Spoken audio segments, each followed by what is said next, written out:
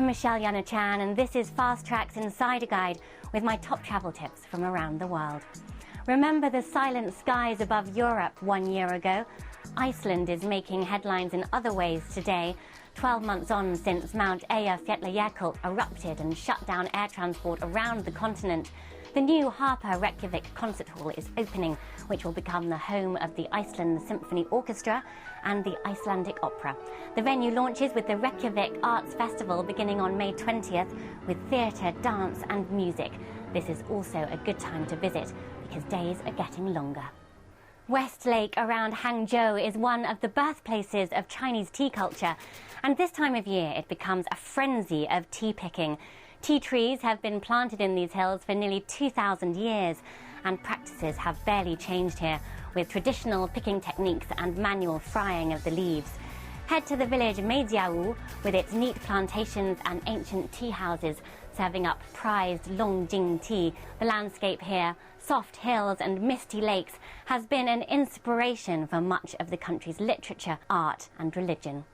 A replica of explorer James Cook's ship Endeavour is about to set sail, beginning a year-long journey around the coast of Australia.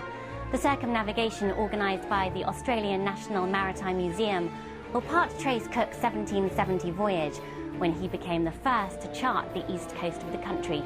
Crew will learn 18th century techniques, from navigating to climbing the mast. The toughest sailing conditions may be met on the Albany to Port Lincoln leg, across the Great Australian Bight, which I'll be joining in January 2012. Well, I'm just back from feasting in Paris, where the new edition of the Michelin France Guide has been singling out good value restaurants, including Passage 53, tucked away down a covered alleyway, and which earned a record-breaking second star in under 2 years. It's a very small restaurant, we only have 20 seats. And also it's now the Passage, the Panorama, it's the oldest one in Paris. So it's like really Parisian area. That's what is interesting and fun. And a postscript to Paris, an exhibition of over 200 works by Edouard Manet runs from April 5th till July 3rd at the Musée d'Orsay. Called The Man Who Invented Modern Art, it explores the historical context of the time, the legacy of Romanticism and influence of the media.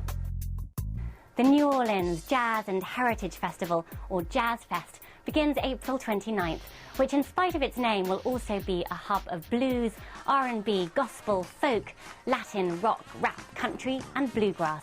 Louisiana artists will appear beside big names from Bon Jovi to Jimmy Buffett to Miss Lauryn Hill. The 2011 festival will also be celebrating Haitian culture with musicians like Wyclef Jean and Tabou Combo. Good Creole and Cajun cooking is a key element of the festival, so you won't be going hungry for jambalaya, crawfish pie or fillet gumbo. And if it's a race you're after, coming up are two of the world's fastest.